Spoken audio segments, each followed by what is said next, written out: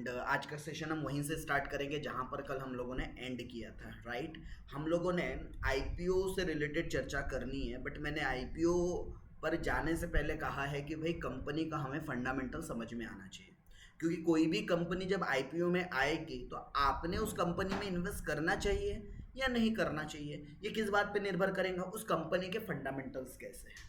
अगर उस कंपनी के फंडामेंटल्स अच्छे हैं तो नो डाउट आपने आईपीओ में आंख बंद करके उस कंपनी के ऊपर ट्रस्ट करके इन्वेस्ट कर देना चाहिए, क्योंकि पैसा बना कर देंगे अगर कंपनी फंडामेंटली अच्छी है तो, राइट। और मैं एक और तरीका बताऊंगा आईपीओ में, अगर कोई कंपनी फंडामेंटली खराब भी है ना, फिर भी आईपीओ में पैसे क्या लगाने चाहिए या नहीं लगाने चाहिए, वैसा भी एनालिसिस करना सिखाऊंगा, जो टेम्पररी लिस्टिंग गेन के हिसाब से हमने काम करना होता है, राइट। तो हम दोनों चर्चा करेंगे आईपीओ से संबंधित, बट उसके पहले हम लोग अभी चर्चा कर रहे हैं किससे रिलेटेड, कंपनी के फंडामेंटल से रिलेटेड, राइट। किससे रिलेटेड, कंपनी के फंडामेंटल से रिलेटेड। तो हम लोगों ने प्रीवियस सेशन में आपको 3 कंपनियों का टास्क दिया था, करेक्ट। हमने प्रीवियस सेशन में आपको 3 कंपनियों का टास्क दिया था। एक एक करके मैं आपको कुछ टूल्स बताऊंगा कि कौन से टूल के हेल्प से आप उनका एक प्रॉपर वे में कंपनी के बारे में समझ सकते हो, एनालिसिस कर सकते हो, राइट। वो 3 कंपनियों का नाम क्या क्या है, तो मैंने पहले तो बात करना है आपके साथ किसको लेकर, हिंदुस्तान फूड को लेकर। चलिए हम पहले किसकी चर्चा करते भाई, हिंदुस्तान फूड को लेकर हम क्या करने वाले हैं, चर्चा करने वाले हैं। तो चलते हैं और इसके फंडामेंटल एनालिसिस जो कि आप लोग ने ऑलरेडी करके रखा होगा, तो देखो कौन कौन से टूल का इस्तेमाल करके हम बड़े कम समय में कंपनियों का फंडामेंटल देख सकते हैं। बड़े कम समय में हमें फंडामेंटल देखना है, तो कुछ बातें याद रखना। कंपनी का फंडामेंटल देखने से पहले कंपनी के क्या क्या चीज़ों के बारे में आपको अवेयरनेस होनी चाहिए, नॉलेज होनी चाहिए, राइट। देखो इंडस्ट्री के बारे में होना चाहिए कि वो कौन से इंडस्ट्री से बिलोंग करती है, बट मैं इंडस्ट्री एनालिसिस आपको लेटर ऑन समझाऊंगा, अभी नहीं समझा रहा हूँ। जब हम थोड़ी सी एडवांस लेवल पे पहुंचेंगे तब मैं आपको इंडस्ट्री एनालिसिस के बारे में बताऊंगा, अभी फिलहाल मैं कंपनी के एनालिसिस के बारे में बता रहा हूँ, राइट। तो इंडस्ट्रियल एनालिसिस बड़ा इंपॉर्टेंट रोल प्ले करता है। दूसरा आपका मैक्रो इकोनॉमिक्स, मैक्रो इकोनॉमिक्स की मार्केट में क्या चल रहा है, हमारी अर्थव्यवस्था के अंदर क्या चल रहा है, ग्लोबली क्या चल रहा है, ये फैक्टर भी होता है जो बड़ा इंपॉर्टेंट रोल प्ले करता है जब भी आप किसी कंपनी के फंडामेंटल देखते हो।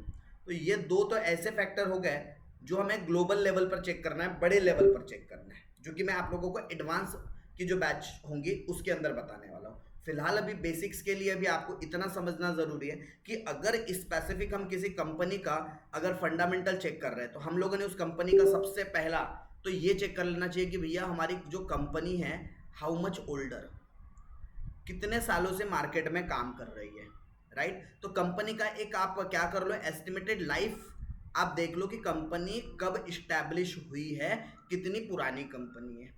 सर ये पुरानी कंपनी होना और नए कंपनी होने में कुछ फ़र्क है क्या?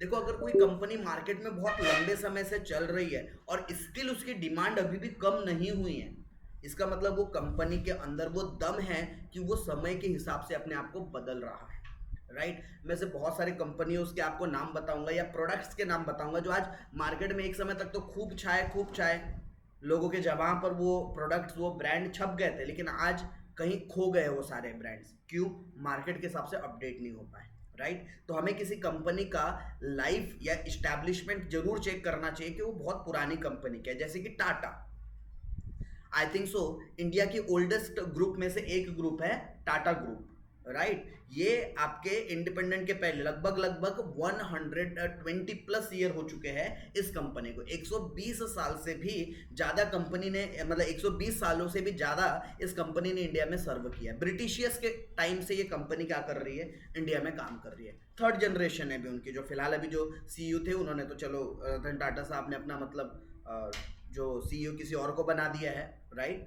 वो सिर्फ जो आपका टाटा जो मेमोरियल ट्रस्ट है सिर्फ अभी उसके वो सीईओ, बाकी तो उन्होंने हैंड ओवर कर दिया है दूसरे सीईओ को या दूसरे उनके बोर्ड ऑफ डायरेक्टर्स को। तो आपने सबसे पहला उस कंपनी का लाइफ देखना है कि वो इस्टेब्लिश कब हुई, पहली चीज़। दूसरी चीज़ आप लोगों ने लाइफ के बाद यानी उसका इस्टेब्लिशमेंट के बाद आप लोगों ने ये बात चेक करनी है कि वो कंपनी का प्रोडक्ट लाइन कैसा है, ना उनका प्रोडक्ट सेगमेंट देख लेना कि वो किस कैटेगरी में काम कर रही है, राइट। यानी कि उनका बिजनेस का प्रोडक्ट कैटेगरी जरूर आप लोगों ने पता कर लेना है कि किस किस तरीके के प्रोडक्ट के अंदर काम करती है और क्या उनके प्रोडक्ट की कोई ब्रांड वैल्यू है। क्योंकि देखो कंपनी की कई बार वैल्यू नहीं होती लेकिन उसके ब्रांड की वैल्यू हो जाती है, मतलब उसके प्रोडक्ट की मार्केट में होती है। कई सारे पता है प्रोडक्ट ऐसे हैं मार्केट में जिसका ना कंपनी लोगों को नाम भी नहीं पता कि ये फलाना प्रोडक्ट कोई कंपनी बनाती है, लेकिन लोगों को पता है हाँ ये प्रोडक्ट है। जैसे कि मैं बात करूँ एक एग्जांपल के लिए, हम सुबह सुबह मंजन करते हैं टूथपेस्ट, राइट, बड़ा ही पॉपुलर सा एक ब्रांड है कोलगेट, राइट, लगभग सभी यूज़ करते हैं। अब हम क्या लगता है कोलगेट कहाँ से बनता होगा? अच्छा, नहाने के लिए हम सोप यूज़ करते हैं लक्स, राइट। तो ये ब्रांड पॉपुलर हो गए बट बनाती कौन सी कंपनी पता होना चाहिए।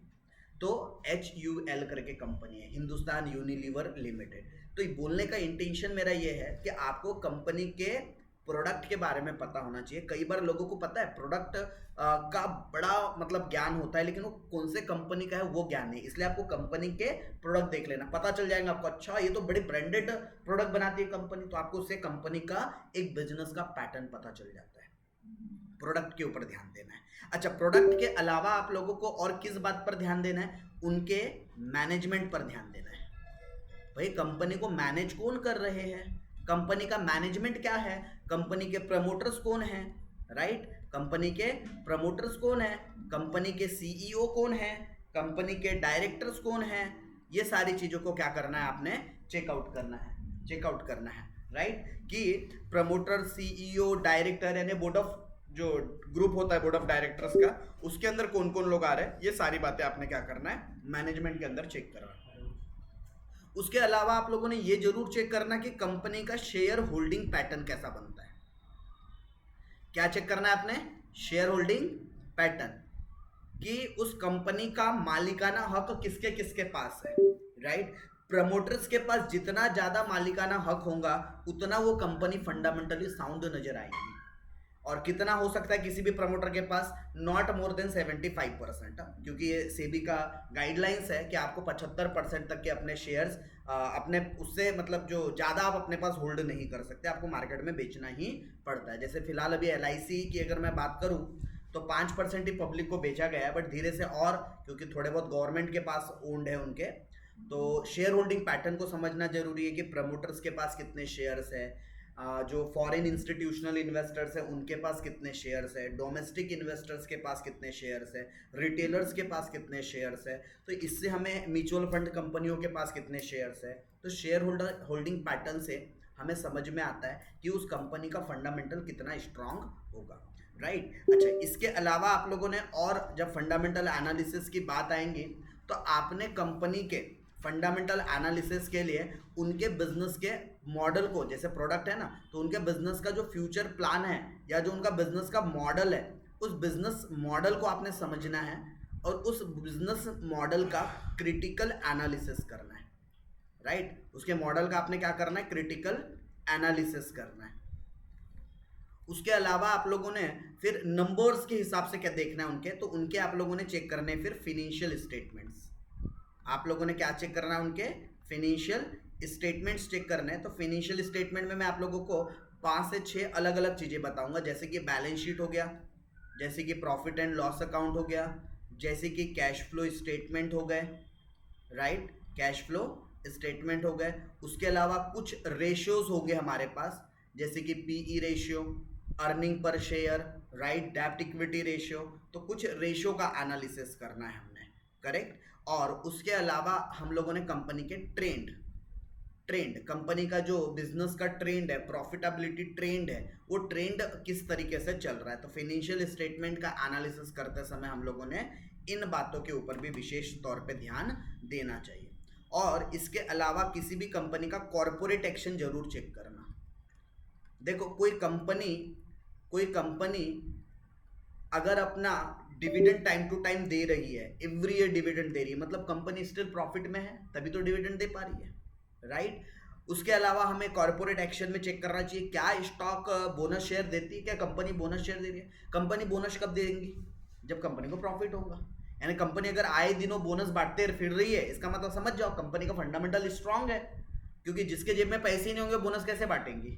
बोनस दे रही है, इसका मतलब कंपनी फंडामेंटली साउंड है, कंपनी के पास उतना सरप्लस है तभी वो क्या बांट पा रही है, बोनस शेयर बांट पा रही है। स्प्लिट करना, अपने शेयर को छोटे छोटे हिस्सों में तोड़ देना, स्प्लिट करना, वो भी कॉर्पोरेट एक्शन का एक हिस्सा होता है, वो आपने चेक करना है।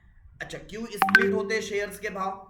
ताकि आम जनता के रीच पर जा सके और उसमें वॉल्यूम अच्छा खासा आ सके, इसीलिए स्प्लिट किया जाता है चीजों को। तो कॉर्पोरेट एक्शन को समझना है, क्या कोई रीऑर्गेनाइजेशन तो नहीं हो रहा है, कोई रिकंस्ट्रक्शन तो नहीं हो रहा है, राइट, कोई आप लोगों के बिजनेस के अंदर कोई स्ट्रक्चर तो नहीं बदल रहा है, वो सारी बातें आपको, उसी को हम लोग बोलते हैं कॉर्पोरेट एक्शन। कोई मैनेजमेंट तो नहीं बदला, कोई सीईओ ने रेजिग्नेशन तो नहीं डाला।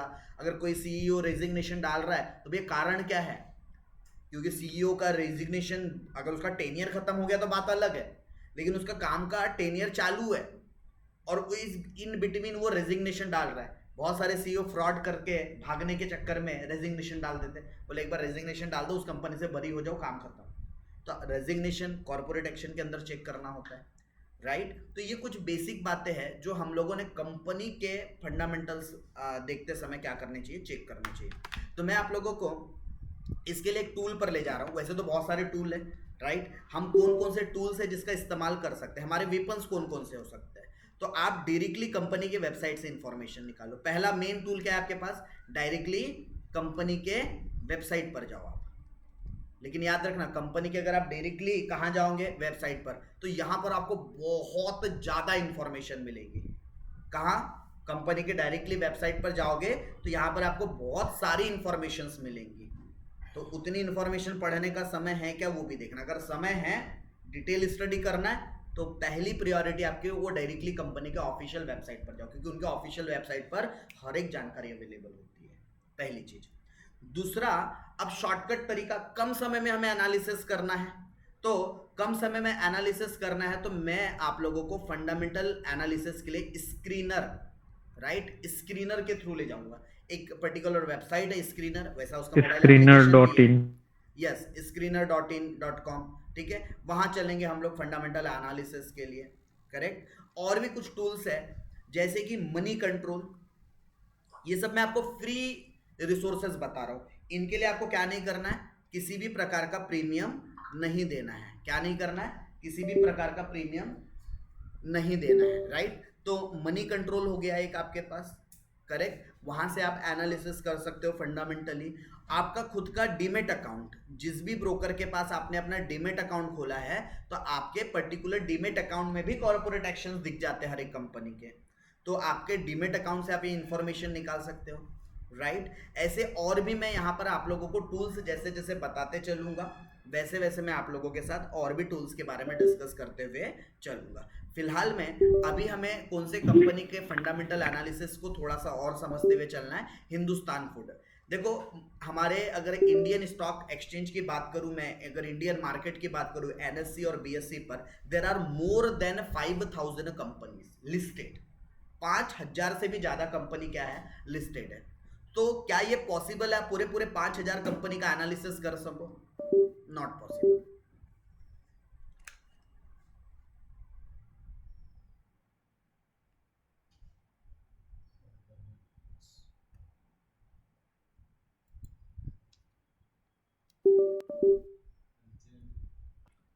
हम लोग अभी चल रहे किधर, हिंदुस्तान फूड के तरफ, राइट। तो अच्छा, इसमें और सर इतना ही देखना है कि फंडामेंटल एनालिसिस के लिए? नहीं बेटा, और भी चीजें। अभी फिलहाल मैं बेसिक लेवल पर इतनी चीजें बता रहा हूँ।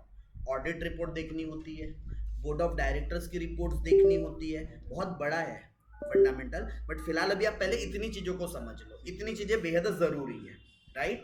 इतनी चीजें प्राइमरी लेवल पर जरूरी है जो चेक करना चाहिए। चलो, तो मैं आप लोगों को सबसे पहले लेकर आ जाता हूँ गूगल बाबा की तरफ, राइट। और गूगल बाबा पर हम लोग आते हैं एंड गूगल बाबा को कमांड देते हैं। क्या कमांड देते हैं? हमें कौन से कंपनी का चाहिए? हिंदुस्तान, हिंदुस्तान फूड, हिंदुस्तान फूड से रिलेटेड चाहिए अपने को, ठीक है। कंपनी की ऑफिशियल वेबसाइट, जैसे आप सिर्फ कंपनी का नाम भी सर्च करोगे ना, तो कंपनी की कभी भी याद रखना, जो ऑफिशियल वेबसाइट होती है सबसे पहले आपको देखने को मिल जाएंगे, www.hindustanfoodlimited.com। ये कंपनी की ऑथेंटिक क्या है, उनकी वेबसाइट है। तो मैं कंपनी के सबसे पहले वेबसाइट पर आ जाता हूँ, राइट। और मैं जैसी कंपनी की वेबसाइट पर आया, राइट, यहाँ पर अब हिंदुस्तान फूड से रिलेटेड आप लोगों को कुछ चीजें दिख रही है। हम उनके अभी होम पेज पर है। जैसे इस कंपनी के बारे में अगर आपको पढ़ना है कि कंपनी क्या है कैसा है, तो अबाउट अस में जाकर आप कंपनी के बारे में यहाँ से उनकी बेसिक इन्फॉर्मेशन पढ़ सकते हैं, right. Hindustan food limited was establish in 1988। Around इस कंपनी को 36 ईयर्स हो चुके हैं।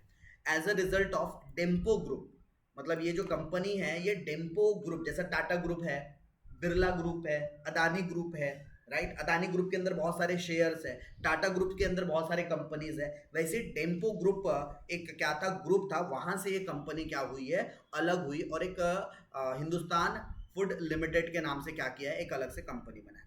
As a fairly into a, ये मोस्टली किस सेगमेंट में काम करती है, देखो कंपनी का सेगमेंट जो मैं बोलता हूँ ना, प्रोडक्ट लाइन, बिजनेस लाइन समझना जरूरी है। तो ये जो कंपनी है कौन से सेक्टर में काम करती है, एफएमसीजी।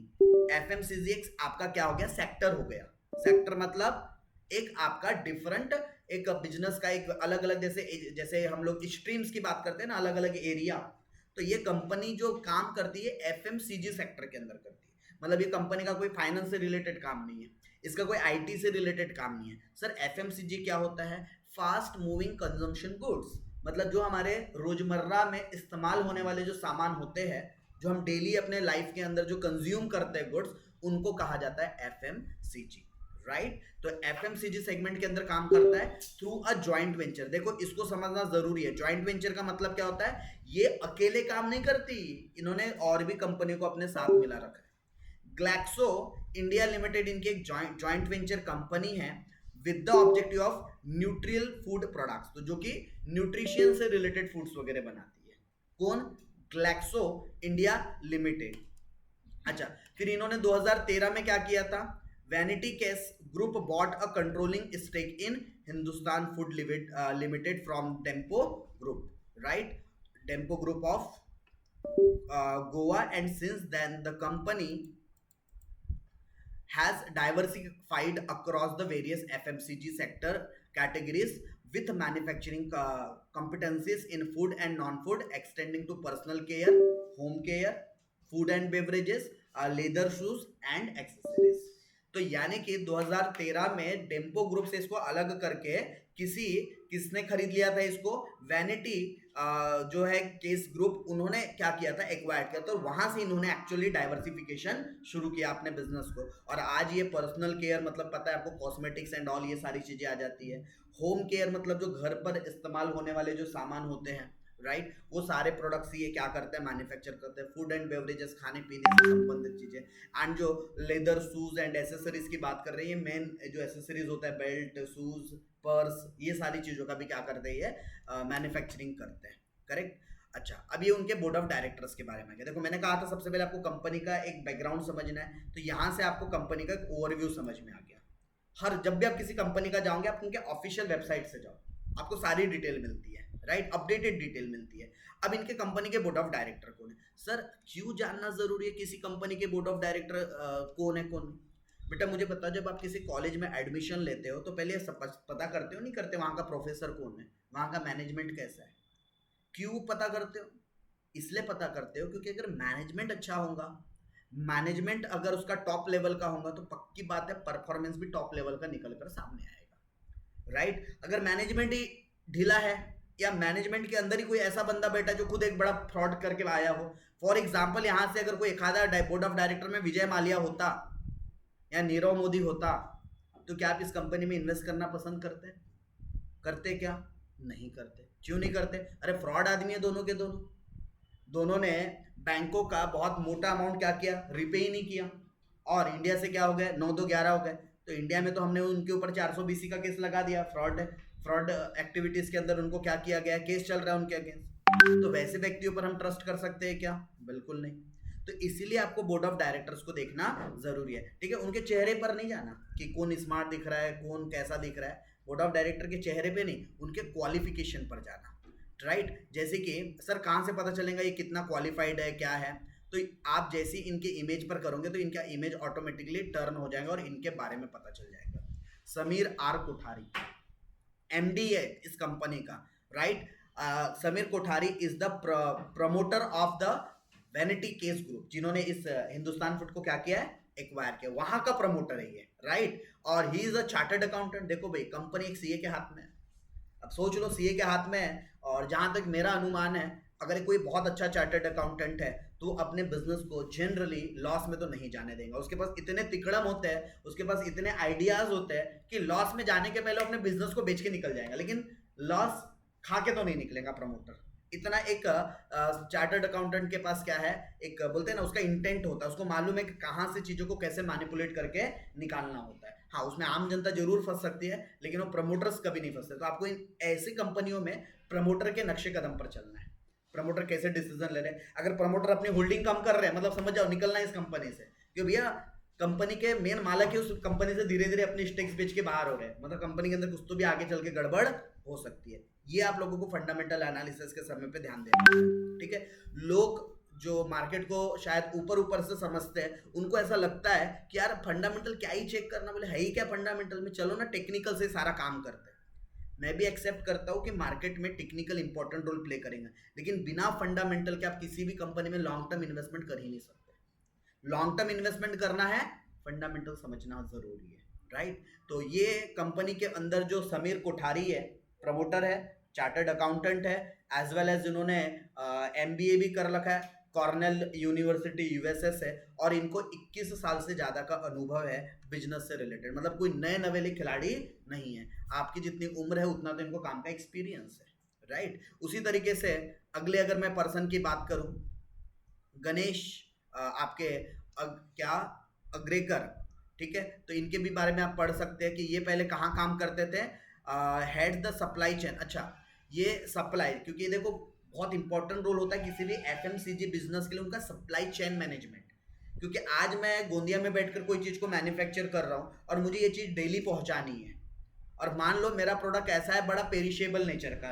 गुड्स है, फॉर एग्जांपल मैं मिल्क की बोतल डेली सप्लाई कर रहा हूँ, तो भैया आपको पता है दूध का तो लाइफ स्टाइल, अगर एक्चुअल दूध की अगर मैं बात करूँ विदाउट केमिकल, तो उसका लाइफ स्टाइल ही 1 या 2 दिन का होता है, ज़्यादा ज़्यादा 3 दिन कोल्ड अगर इसमें रखा आपने तो, राइट। तो ये सप्लाई को कैसे मेंटेन किया जाए, इवन दो जो केमिकल्स भी अगर यूज़ किया जाए, ठीक है, तो वो केमिकल्स, जैसे कि हम बात करते हैं आपके जितने भी बेवरेजेस होते हैं, पैक्ड बेवरेजेस, अब हम बात करते हैं फ्रूटीज की, या बात करें हम एप्पी की, अपना जो एप्पल के जूस एप्पी की बात करें, या फिर ऐसे और भी जो आपके पैक्ड बेवरेजेस आते हैं, उनका तो लाइफ स्टाइल ज़्यादा होता है, 3 महीने 6 महीने। तो इस बंदे को वो सारा डिपार्टमेंट दिया गया है कि भैया तुम केमिस्ट से रिलेटेड काम करो, सप्लाई कैसे होना चाहिए हमारे प्रोडक्ट्स का उससे रिलेटेड काम करो। तो क्या इसका क्वालिफिकेशन जस्टिफाई कर रहा है उसके काम को? बीएससी कर रखा है बंदे ने केमिस्ट्री के अंदर, राइट। तो केमिस्ट्री, बहुत ज़्यादा पढ़ा लिखा नहीं है। लोगों को लगता है कि भाई बस पढ़े लिखे लोग ही, हर बिजनेस वाला एमबीए होना चाहिए, सीए होना चाहिए, ऐसा नहीं होता। साइंस बैकग्राउंड से भी आपको एमएससी बीएससी के भी लोग मिल जाएंगे जो बिजनेस के अंदर अपना एक अच्छा खासा क्या करते हैं, रोल प्ले करते हैं, राइट। एंड उन्होंने has a diploma, right, in a material management, और उन्होंने एक डिप्लोमा भी कर रखा है मटेरियल मैनेजमेंट, क्योंकि इनको सप्लाई करना है, ऑब्वियस इनका काम ही है मटेरियल मैनेजमेंट का, तो उसका तो नॉलेज होना चाहिए। और कहाँ से किया इन्होंने? IIMM से इन्होंने क्या किया हुआ है, मटेरियल मैनेजमेंट का एक डिप्लोमा कोर्स किया हुआ है विथ 23 वर्क एक्सपीरियंस। इसी तरीके से आप लोग ने ऑलमोस्ट सभी के पढ़ते हुए चलना है, राइट। मेरे लिए पॉसिबल नहीं है कि मैं सारे, क्योंकि कंपनी के कम से कम आप लोगों को यहाँ 10 से 12 डायरेक्टर और मैनेजमेंट के लोग मिल जाएंगे, तो सभी के लिए पढ़ाना पॉसिबल नहीं। अच्छा, एक चीज और देखना, हेलो, बोर्ड ऑफ डायरेक्टर के कंपोजिशन में एक तो भी वुमन डायरेक्टर होना जरूरी है। देखना कि उस कंपनी के अंदर वुमन डायरेक्टर है या नहीं है, एक तो भी इंडिपेंडेंट वुमन डायरेक्टर का होना जरूरी होता है। सर ऐसा क्यों? ऐसा सेबी ने गाइडलाइन बनाया है, जो कंपनी रजिस्ट्रार ऑफ कंपनी और जो कंपनीज के ऊपर जो रूल्स एंड रेगुलेशन बनाते हैं, ठीक है। सर नारी शक्ति को बढ़ावा दे रहे हैं क्या? ऐसी बात नहीं है कि नारी शक्ति को बढ़ावा दे रहे हैं, ये इसलिए जरूरी किया गया है कि हर मैनेजमेंट के अंदर, राइट, अगर एक ही जेंडर के लोग हो तो उनकी थॉट एक तरीके से हो सकती है, इसलिए एक तो भी ऐसा अपोजिट जेंडर का पर्सन होना चाहिए जो उस सेगमेंट और उस कैटेगरी के लोगों के बारे में सोच सके, विचार कर सके, और बिजनेस के अंदर उस चीजों से रिलेटेड क्या कर सके, डिसीजन ले सके। और ये जो हनी है, ये तो सॉरी हनी, राइट, ये तो मतलब इनका बिजनेस भी किससे रिलेटेड है, एक ब्यूटी, पर्सनल केयर, कॉस्मेटिक से रिलेटेड। तो यहाँ पर ऐसे भी डायरेक्टर्स का होना जरूरी है जिनको ये सारी चीजों का क्या हो, नॉलेज हो। तो इसके बारे में भी अगर आप देखोगे तो इन्होंने लिप डिगी प्रिंट्स के अंदर, राइट, उसके अलावा she was the vice president of the label and the international business at a हुकूमत, आपका हुतमकी private limited, PPL limited, she is an MBA in a marketing with 20 years of working experience, मतलब ये भी marketing के लिए higher किए गए। और देखना जो भी बोर्ड ऑफ डायरेक्टर्स में होंगे ना, ऐसे 2-3 साल के एक्सपीरियंस वाले कोई भी नहीं होंगे, एटलीस्ट आप लोगों को 10 साल के ऊपर के experience person he board of directors में देखने को मिलेंगे। क्यों? क्योंकि नए नवेले को कभी बोर्ड ऑफ डायरेक्टर में, हाँ वो बात अलग है कि डायरेक्टली पापा के रेफरेंस से, दादा के रेफरेंस से डायरेक्ट बोर्ड ऑफ डायरेक्टर में आ गए, वो एक अलग इशू है। लेकिन मोस्ट ऑफ द टाइम आपको बोर्ड ऑफ डायरेक्टर में हमेशा याद रखना एक्सपीरियंस लोग ही देखने को मिलेंगे।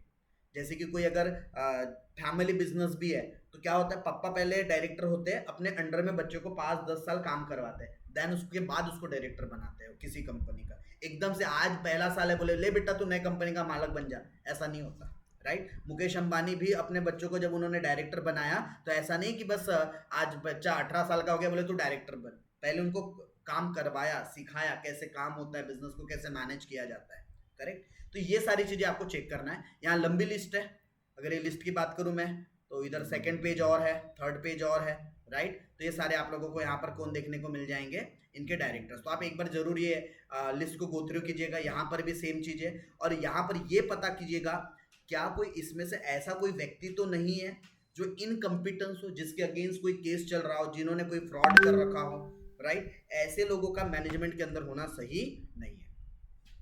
इस कंपनी की ओवरऑल ये एक जर्नी के बारे में है। वैसे तो पुरानी जो इनकी जर्नी थी 1988 से स्टार्ट हुई थी, राइट। यहाँ 83 लिखा है, बट एक्चुअल देखा जाए तो ये 88 से इन्होंने काम करना शुरू किया था। लेकिन मेन जो इनको टेक ओवर किया गया था वो 2012-13 में किया गया था, और वहां से इनकी जर्नी 12-13 में क्या हुआ, 13-14 में क्या हुआ, 15-16, 17-18, 18-19, 19-20, तो उनके की पॉइंट्स है। तो आपको ये 2023-24 तक कंपनी ने क्या क्या अचीव किया है, क्या क्या उनके अचीवमेंट्स रहे हैं, तो आपको अगर इनके अचीवमेंट्स बड़े लेवल के दिख रहे हैं आपको, इसका मतलब कंपनी के अंदर मादा है कि इतने समय में कंपनी का ग्रोथ पोटेंशियल के हिसाब से आप ट्रेंड को पता कर सकते हैं, राइट। तो ये कंपनी का एक ओवरव्यू हो गया। कंपनी किस किस प्रकार की सर्विसेज देती है, अगर आपको वो देखना है तो आप ये सर्विस सेगमेंट में चले जाओ, राइट। आपको कंपनी के सर्विसेज के बारे में पता चलेगा। प्रोडक्ट्स के बारे में जानना है, उनके ब्रांड्स के बारे में जानना है तो आप उनके प्रोडक्ट्स पर जा सकते हो। बहरहाल अभी आपके सामने सर्विसेज कंपनी किस तरीके की देती है, तो मैन्युफैक्चरिंग सर्विस करती है।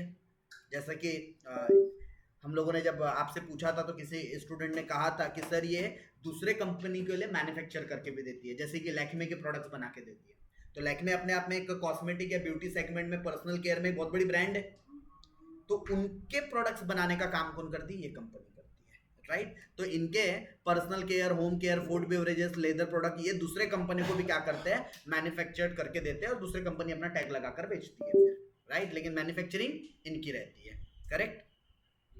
चलिए, तो इस कंपनी के अलग अलग सर्विसेज के बारे में यहाँ पर आप लोगों को बताया गया है। तो यहाँ से आप लोग एक बार जस्ट रीड करोगे तो आपको रीडिंग से समझ में आ जाएगा कि कंपनी किस तरीके के काम कर रही है, किस तरीके के इनका बिजनेस मॉडल है, और कंपनी क्या वो ऑब्जेक्ट के साथ आगे बढ़ रही है, राइट। चलिए, उसके अलावा इनके प्रोडक्ट्स अगर आपको देखने हैं तो आप ये प्रोडक्ट्स में जा सके देख सकते हो, और लगभग ऐसा इंटरफेस ना आपको हर एक कंपनी के वेबसाइट में देखने को मिल जाएगा। लगभग सिमिलर तरीके से हर एक लिस्टेड कंपनियों का एक क्या होता है, प्रोफाइल या फिर उनका इंटरफेस होता है, ताकि लोगों को पढ़ने में उतनी ज्यादा समस्या ना हो, राइट। देखो अभी ये कितने सेगमेंट में काम करते हैं। फूड एंड बेवरेजेस के अंदर देख रहे हैं इनके प्रोडक्ट कौन कौन से, तो ये ब्रेकफास्ट से रिलेटेड। अब इसके अंदर क्लिक करोगे तो फिर प्रोडक्ट के नाम भी आ जाएंगे, राइट। ये अलग अलग कैटेगरीज हो गई उनकी। ये किसके अंदर, इनके जो स्नैक्स, आरटीसी आरटी से रिलेटेड जो प्रोडक्ट है, ये उनके hot and cold beverages and जो एनर्जी ड्रिंक्स है उससे रिलेटेड है, राइट। चलिए, एक आधा एनर्जी ड्रिंक देखते हैं। तो इनके कोई एनर्जी ड्रिंक में dry mix powder, glucose powder, तो ग्लूकोज के अंदर देखते हैं कि कौन कौन से एक्चुअली ब्रांड्स के अंदर ये काम कर रही है, या कौन कौन से प्रोडक्ट्स के अंदर काम कर रही है। चलिए, यहाँ पर इनके प्रोडक्ट के एक एक ब्रांड के नाम फिलहाल में नहीं है अवेलेबल, वो हमको अलग से मिल जाएंगे, राइट। पर्सनल केयर के अंदर ये सारे उनके प्रोडक्ट से रिलेटेड क्या हो गया, एक गाइडलाइंस हो गया, राइट। ये उनके सब क्या है, वी मैन्युफैक्चर इंडिया स्टॉफ, ये सब रीन, सर्फ एक्सल, व्हील, ये देख रहे हैं सब। ये आपके जो डोमेस्टिक होम जो अप्लायंसेस होते हैं, कंफर्ट, डेटॉल, ये सभी मैन्युफैक्चर करते हैं। ये सब इन कंपनियों का मैन्युफैक्चरिंग होता है। मतलब ये सारे प्रोडक्ट्स कौन बना रही है, हमको तो लगता था ये जो घर पे आप टिकिया जलाते हो मॉर्टिन की मच्छर भगाने के लिए, वो भी बनाते हैं। तो ये इनके कुछ पॉपुलर क्या है, ब्रांड्स है लैक्मे के प्रोडक्ट्स के लिए, ठीक है।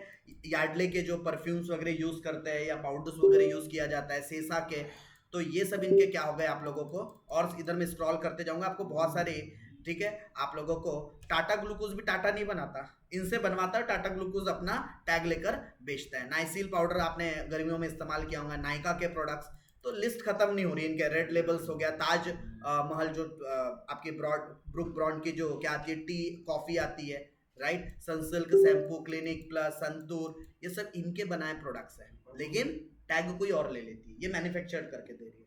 तो इससे आपको क्या होता है पता है, कि उस कंपनी के बिजनेस की समझ डेवलप होती है, राइट। यूएस पोलो के आप देखोगे तो ये ड्रेस वगैरह भी बनते हैं, उनकी T shirts jeans US polo की, राइट। वो कहीं ना कहीं किसके अंदर है, सिंथेटिक बिजनेस के अंदर भी है। उसके अलावा ये सारे उनके प्रोडक्ट्स यहाँ पर वापस रिपीट होना शुरू हो गए। तो इस तरीके से आप लोगों को इनके बिजनेस के प्रोडक्ट्स लाइन के बारे में भी क्या होंगी, इंफॉर्मेशन मिलेंगी। लोकेशन देखना है तो जान सकते हो, ये बड़ा इंपॉर्टेंट सेगमेंट है, न्यूज़ एंड इवेंट। इस कंपनी के अंदर क्या कोई बड़ा इवेंट हो रहा है या कोई बड़ा इवेंट होने वाला है, हमें कैसा पता चलेगा, तो हमें इनके ऑफिशियल वेबसाइट के थ्रू पता चल जाएगा। इस कंपनी ने कहीं पर अपना नया प्रोडक्ट, नया प्लान डाल रही है क्या, नया कोई बिजनेस डाल रही है क्या, तो हमको यहाँ से क्या होगा, इनके बारे में पता चल जाएगा, राइट। चलिए, न्यूज़ एंड इसके बाद अगर मैं आगे और बात करूँ तो आप लोगों के पास इन्वेस्टर सेगमेंट, यहां पर आप इन लोगों के फाइनेंशियल चीजों को चेक कर सकते हैं, राइट। इन्वेस्टर सेक्शन के अंदर जाओ और यहां पर देखो कि इनका शेयर होल्डिंग स्ट्रक्चर कैसा है, कैसा इनका शेयर होल्डिंग का पैटर्न है, कितने लोगों ने कैसे कैसे शेयर होल्ड करके रखे। ये फिलहाल में 2023 का मार्च क्वार्टर तक का क्या दिख रहा है, पैटर्न दिख रहा है। तो मैं भी लेटेस्ट में यही दिख रहा है क्योंकि अभी अपडेट नहीं हुआ होगा उसके बाद। तो ये इनका कुछ शेयर होल्डिंग पैटर्न को लेकर क्या दिख रही है, यहाँ पर इंफॉर्मेशन दिख रही है। ये तो जनरल इनका स्क्राइब नंबर वगैरह है। ये रहे जी इनके प्रमोटर्स वगैरह, डिक्लेरेशन, अच्छा तो डिक्लेरेशन से रिलेटेड है। इनका शेयर होल्डिंग पैटर्न अप्रूव्ड है सारा का सारा। ओके, मैं लोगों के नाम देख लूँ, किस किस लोगों ने कितना कितना इन्वेस्ट किया है। तो समरी है इनके होल्डिंग्स की। तो इनके प्रमोटर जो ग्रुप्स है, promoters and promoter group, number of share holder वहाँ पर 5 लोग है। तो लगभग 63% होल्डिंग किसके पास है, प्रमोटर्स के पास है। और लगभग 36% की होल्डिंग किसके पास है, आम जनता के पास है। वो भी 85,000 अराउंड इन्होंने आम जनता को शेयर्स मार्केट में बेचे हुए हैं। तो ये उनका टोटल क्या है, शेयर होल्डिंग पैटर्न के बारे में आपको यहाँ पर इंफॉर्मेशन मिल रही है। और आगे जाओगे इनको और थोड़ा आपको डिटेल में एक्सप्लोजर मिलते रहेगा, राइट। तो ये अलग अलग सिक्योरिटीज़ के अंदर उन लोगों का ये शेयर होल्डिंग पैटर्न्स के बारे में यहाँ पर जानकारी मिल जाती है। जैसे यहाँ पर अगर मैं थोड़ा और डिटेल देखना है कि इंडिविजुअल्स के पास कितने हैं, एचयूएफ्स कितने हैं। जैसे इनके टोटल 5 प्रमोटर्स थे ना, तो 5 में 3 कौन है, individuals and HUF, Hindu undivided family के अंदर। 2 अदर कैटेगरीज के अंदर आते हैं। फिर कुछ इनके पास फॉरेनर्स भी है क्या, तो हाँ जी, फॉरेन इन्वेस्टर्स भी है इनके पास। इनके पास म्यूचुअल फंड कंपनी का भी इन्वेस्टमेंट है। अल्टरनेटिव जो एआईएफ बोलते हैं वो भी है। बैंक्स भी इनमें इन्वेस्ट करती है, इंश्योरेंस कंपनी भी इन्वेस्ट करती है, एनबीएफसी भी करती है, राइट। कोई फॉरेन के इंस्टीट्यूशनल इन्वेस्टर्स है, उनके भी पोर्टफोलियो में कंपनी के स्टॉक्स है। तो ये बहुत अब डिटेल में आना शुरू हो चुका है। और जैसे जैसे मैं इधर एक्सक्रॉल करते जाऊंगा, आपको आगे में इनके नाम के साथ भी लोगों के दिखेंगे कि किसने कितना इन्वेस्टमेंट किया है। जैसे कि ये आशा कोठारी, राइट, समीर कोठारी, ये सब उनके डायरेक्टर्स हो गए। ये जो एक ही फैमिली से कहीं ना कहीं बिलोंग करते हैं। कौन, आशा रमनलाल कोठारी और समीर रमनलाल कोठारी, ये एक ही फैमिली के। तो ये प्रमोटर्स है इस कंपनी के, राइट। उनके पास इतना परसेंट, लगभग 21% के आसपास की होल्डिंग ये भाई बहनों के पास है, करेक्ट। ओके, चलिए, तो आप लोगों को अगेन वापस आ जाता हूँ। ये इन्वेस्टर सेगमेंट से आपको बहुत सारी जानकारी मिलेगी। एक तो आप लोगों को इनके फाइनेंशियल रिजल्ट्स मिल जाएंगे, एनुअल रिपोर्ट्स मिल जाएंगे, राइट। उसके अलावा आप लोगों को शेयर होल्डिंग स्ट्रक्चर पता चल जाएगा। जो हम कॉर्पोरेट एक्शंस की बात करते हैं वो पता चल जाएगा, कॉर्पोरेट से रिलेटेड इंफॉर्मेशन। तो सारी जो कंपनी से संबंधित इंपॉर्टेंट इंफॉर्मेशन है वो सारा आपको यहाँ पर देखने को मिल जाएगा। चलिए, ये तो बात थी आप लोगों के कंपनी के एनालिसिस से रिलेटेड। एक और मैं मजे की बात बता दूं, अगर कभी आपको लगता है कि आपने जॉब वगैरह करना है, राइट, इस कंपनी के अंदर, तो आपके पास एक करियर वाला ऑप्शन होता है ना। इस करियर वाले ऑप्शन से जाकर आप क्या कर सकते हो, अपने रिज्यूम वगैरह अपलोड कर सकते हो, इनके कंपनी में जॉब के लिए अप्लाई भी कर सकते हो। तो हर एक कंपनी का जब भी आप ऑफिशियल वेबसाइट करो और अगर आप जॉब सर्च भी कर रहे हो, तो आप क्या कर सकते हो, मैं एक्स्ट्रा बात बता रहा हूँ आप लोगों को, ये स्टॉक मार्केट से कनेक्टेड नहीं है, ये आपके पर्सनल केयर के लिए मैं ये चीज़ बता रहा हूँ। देखो यहाँ लिखा भी है, so come be a part of our growth story, drop in your resume at this, ये उनका क्या है, ईमेल है। तो आप इनके इस ईमेल पर क्या कर सकते हो, अपना रिज्यूम फॉरवर्ड करो। अगर आपको जॉब, बोलते हैं ना लोगों को कि सर जॉब कहाँ से मिलेंगी, कैसे अप्लाई करें, बेटा हर एक कंपनी के ऑफिशियल वेबसाइट पर जाओ और ऑफिशियल वेबसाइट से क्या करो, आप जॉब के लिए रिज्यूम डालते जाओ। आप 100 कंपनी में अप्लाई करोगे, अरे 100 में से 10 कंपनी का तो रिस्पॉन्स आएगा, राइट। तो ये आप लोगों के जॉब से रिलेटेड बात हो गई कि हर एक कंपनी के करियर ऑप्शन में जाना चाहिए और जॉब के लिए क्या करना चाहिए, अप्लाई करना चाहिए। यहाँ पर देखो अप्लाई करने का ऑप्शन भी दे दिया है, यहाँ पर फिर आप जैसे आगे बढ़ोगे तो आपको रिज्यूमे डॉक्यूमेंट फॉर्म में अपलोड करने का भी ऑप्शन दे देगा, राइट। चलिए अभी हमको इनसे कॉन्टैक्ट नहीं करना है, इनके कॉन्टैक्ट डिटेल्स पर नहीं जाएंगे। तो मैंने इस सेशन में आप लोगों को एक पहला सेगमेंट बताने की कोशिश किया, और पहला सेगमेंट क्या था, आप डायरेक्टली कहाँ विजिट कीजिए, वेबसाइट पर, जो कि टाइम कंज्यूमिंग होगा, राइट। चलिए अब मैं नेक्स्ट सेशन में आप लोगों को कम टाइम में कैसे हम चीज़ों को शॉर्ट आउट कर सकते हैं, फिर भी मैंने कोशिश किया इसको 30 to 40 मिनट्स में सम अप करने की। हालांकि जब मैं एक्चुअल में पूरा डिटेल पढ़ूंगा ना तो ये 30 से 40 मिनट में सम अप नहीं होने वाला। मैंने तो कुछ चीज़ें आपके लिए छोड़ दी कि आप एक बार पढ़ो करके, कम से कम आपको पूरी वेबसाइट को रीड करने में, पूरी वेबसाइट पढ़ने में, सारे रिपोर्ट को पढ़ने में 2, ढाई, 3 दिन भी लग सकते हैं अगर आप पूरा डिटेल में पढ़ोगे तो। अगर आप डेली के 6-7 घंटे भी पढ़ रहे हो कंपनी के बारे में, तो एक कंपनी का बहुत डिटेल में एनालिसिस करने के लिए आपको 2-ढाई दिन लग जाएंगे। मतलब आपको कम से कम 25 से 40 घंटे उस कंपनी के बारे में पढ़ना है, तब जाकर आपको कंपनी का सही मायने में एक्चुअल नॉलेज मिलेगा, राइट। सही है, ओके। तो आप लोगों को होप ये पहला रिसोर्स पता चला कंपनी की डायरेक्ट वेबसाइट से कैसे इंफॉर्मेशन मिलती है। मैंने एक एग्जाम्पल के लिए हिंदुस्तान फूड लिमिटेड को लिया हुआ था, ओके। अभी इस सेशन को यहीं एंड करेंगे और नेक्स्ट सेशन में हम लोग बात करेंगे कि कैसे अब हम लोग रेडीमेड बने बुनाए प्लेटफॉर्म का, क्योंकि देखो इतने बड़े वेबसाइट को एक्सप्लोर करना हर किसी की बस की बात नहीं है। तो मार्केट में ऐसे बहुत सारे ऐसे एक्सपर्ट्स लोग बैठे जो ये सारी इंफॉर्मेशन को निकाल के लाते हैं, क्योंकि देखो वेबसाइट में बहुत सारी चीज आपके काम की है, बहुत सारी आपके काम की नहीं भी है। तो ऐसे सिनारियो में आपके पास कुछ ऐसे प्लेटफॉर्म्स होने चाहिए जो आपको फिल्टर करके दे, क्योंकि फिल्टर डेटा के अंदर अगर आप काम करोगे तो आप ज़्यादा एफिशिएंटली काम करोगे। तो इसके लिए हम इस्तेमाल करेंगे स्क्रीनर का, इसके लिए हम इस्तेमाल करेंगे मनी कंट्रोल का, राइट। इन एप्लीकेशन का हम लोग क्या करने वाले हैं, इस्तेमाल करने वाले। तो इस सेशन को यहीं पर एंड करता हूँ। अगर आपने मनी कंट्रोल अगर अपना मोबाइल एप्लीकेशन अपने फ़ोन पे इंस्टॉल नहीं किया तो जैसे ही सेशन एंड होगा मनी कंट्रोल का एप्लीकेशन आप अपने फ़ोन पर क्या कर लीजिएगा, इंस्टॉल कर लीजिएगा, राइट। ये कोई पेड प्रमोशन नहीं है, मैं उनका कोई प्रमोशन नहीं कर रहा हूँ, वो अच्छा एप्लीकेशन है, इन्वेस्टर के नॉलेज के लिए अच्छी चीज़ है। दैट्स वाई मैं आपको वो रिकमेंड कर रहा हूँ, क्योंकि एनालिसिस के लिए कई बार मैं खुद मनी कंट्रोल का एप्लीकेशन का क्या करता हूँ, इस्तेमाल करता हूँ, क्योंकि कम समय में हमें ज़्यादा इंफॉर्मेशन वहाँ पर मिल जाती है, राइट। चलिए मिलते हैं नेक्स्ट सेशन के अंदर।